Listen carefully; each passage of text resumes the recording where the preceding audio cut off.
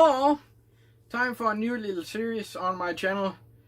Now, this will be a top 5 favorite movies I saw in the previous month. But since we're not that far into the year, I decided to include January and February. So today we'll be taking a look at my top 5 favorite movies I saw in January. Let's just take it away.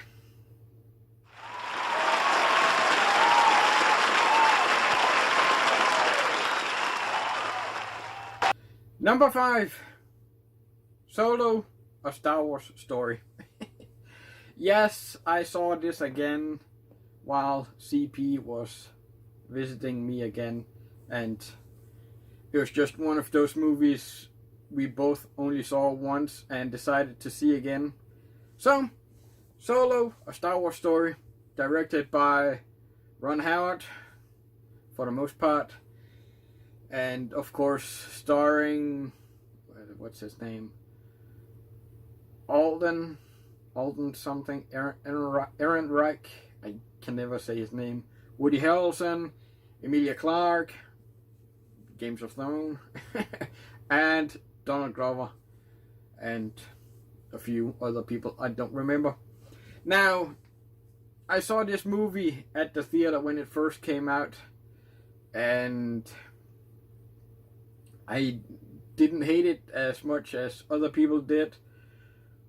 I didn't flat out love it. It's an okay story. Did we need it? No, we didn't. I would rather they skip every other year and stick to the Star Wars main stories. But it still had enough good things in it for me to enjoy a second time. So that's why it made it into my number 5 spot.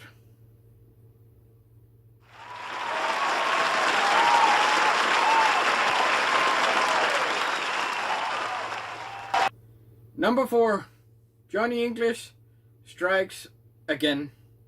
I keep calling it Strikes Back. Star Wars. I don't know why. But again, this time starring Rowan Atkinson, Ben Miller, Emma Thompson, and is directed by David Kerr.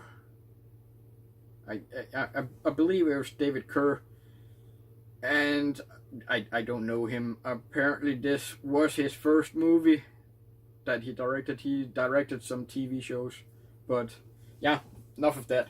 So this time Johnny English is retired, no longer active, but when his former agency gets attacked by a cyber attack where all active agents gets exposed, they can't really send any of those out to go undercover.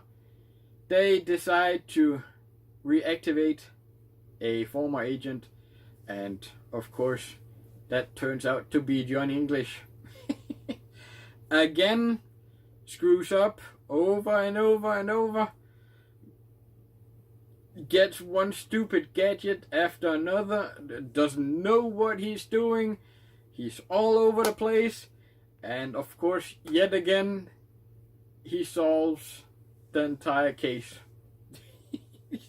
Now, the third one, isn't as funny as the first two.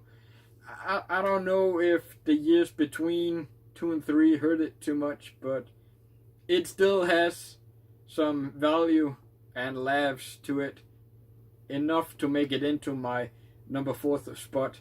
Just this one scene with him doing virtual reality has had me cracking up. So yeah, doesn't take much to make me laugh at stuff like this. I used to love him when he was Blackadder and heck, even Mr. Bean. But yeah, Johnny English Strikes Back. See, now I did it again. Strikes again at number 4.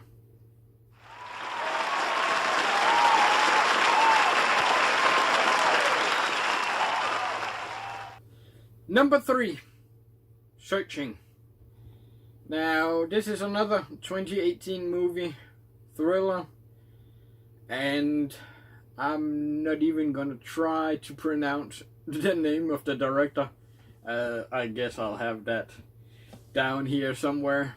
But, Searching, starring John Cho, Deborah Messing, and other cast I don't know the names of.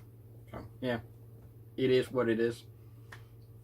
So, the movie starts off with, you see the family, husband, wife, little girl, daughter, and the mom soon dies of lymphoma. She's very sick, so she's not in the movie all that much. Not really a spoiler, but yeah, it is what it is. So, the dad John Cho, has to raise the daughter on his own, and one day he comes home, there's no sign of her, not home, not in school, she's not picking up her phone, nobody knows where she is, where she's gone, and this whole chase of finding her, figuring out what happened to her, it just caught me by surprise. I heard other people talk about it quite a bit, how good it was. I was just, yeah, whatever. I wasn't in a rush to see it. But when I did, yeah, it caught me by surprise. It was a really good movie. And heck, I even bought it when it came here to Denmark. But yeah, she's missing.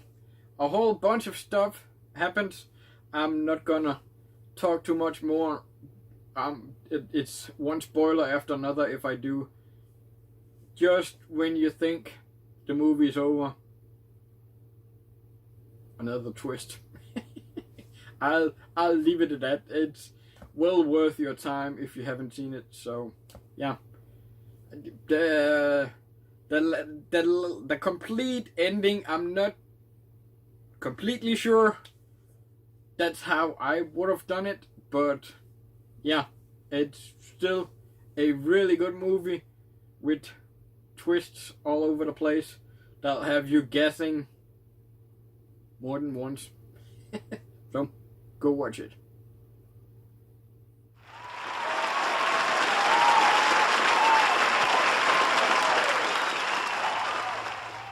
Number 2, Glass. Directed by, of course, M. Night Shyamalan. I don't know if that's the correct way to say it. Shyamalan. That's what I'm gonna go with. Of course, starring Bruce Willis, Samuel L. Jackson, James McAvoy. Now, back in 2000, we got Unbreakable, the first movie in this trilogy. And spoiler, still the best in the trilogy in my book. And at the time, of course, M. Night apparently knew he was gonna turn it into a trilogy. And took, 15, 16 years for Split to come out, where nobody really knew it was a sequel until the very last end of the movie. James McAvoy did an incredible job in Split, and he was even better in Glass. Bruce Willis is back as David Dunn, Samuel back as Mr. Glass, and McAvoy as 25 different people, and it's just incredible to see McAvoy switch between each character. Now, the ending, I've still only seen this movie once. I can't wait to see it again to see if my opinion's gonna change. But the ending, I still don't know if I'm completely aboard with. I'm not gonna spoil it here. But yeah, Bruce Willis, everybody should know by now that he's my favorite actor, so what I say about him can be taken one way or another, but I think he did a really good job. He's done a lot of movies recently where even I can say, well, he's not he's not really all that interested in doing the movie. It's just a paycheck. Even though I do believe people are going overboard with that sentiment, it's true in some cases. But yeah, I thought he did perfectly fine in this movie. Of course, Jackson did fine too. McAvoy is the standout actor in this movie, though. It's just incredible how he does all that. So, yeah, if you want to see the end of the trilogy, of course, see it. It's in my number 2 spot, and I can't wait to get the Steelbook. I really want to see it again. So, my number 2, Glass.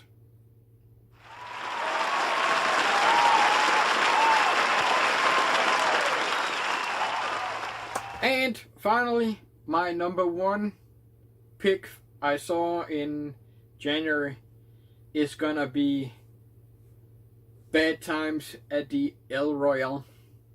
Again, another movie I didn't expect to care all that much about, but I did. It's my number 1 for January. Directed by Drew Goddard, that did Cabin in the Woods.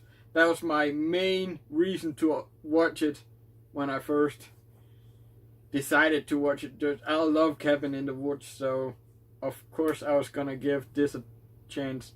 Now, it's nothing like Cabin in the Woods, but it's a really good movie.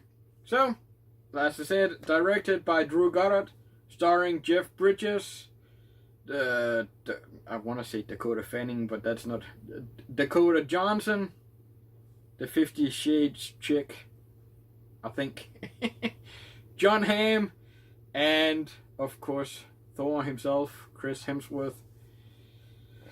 Let's see, it takes place on the border between California and Nevada in, what's the year, 1969 if I'm not mistaken, where you have this hotel. One half is on the California side, the other half is on the Nevada side. So, depending on what side of the hotel you are, there's different rules, laws, depending on the state. So, yeah, that plays into the story a little bit. Now, you have, 2 girls, Jeff Bridges, John Hamm, and the woman singer. So that's 5 people that checks into the hotel, where there's 1 manager keeping an eye out for the hotel, on the hotel, and that's it. All people with each their own story, all there for a specific reason, and these people start to intertwine a little bit. The stories get involved with one another, and you see each stories multiple times because you see from each person point of view. So there's some stuff you see again and again, which can draw out the movie a little bit. It's a good 2.5 hour long.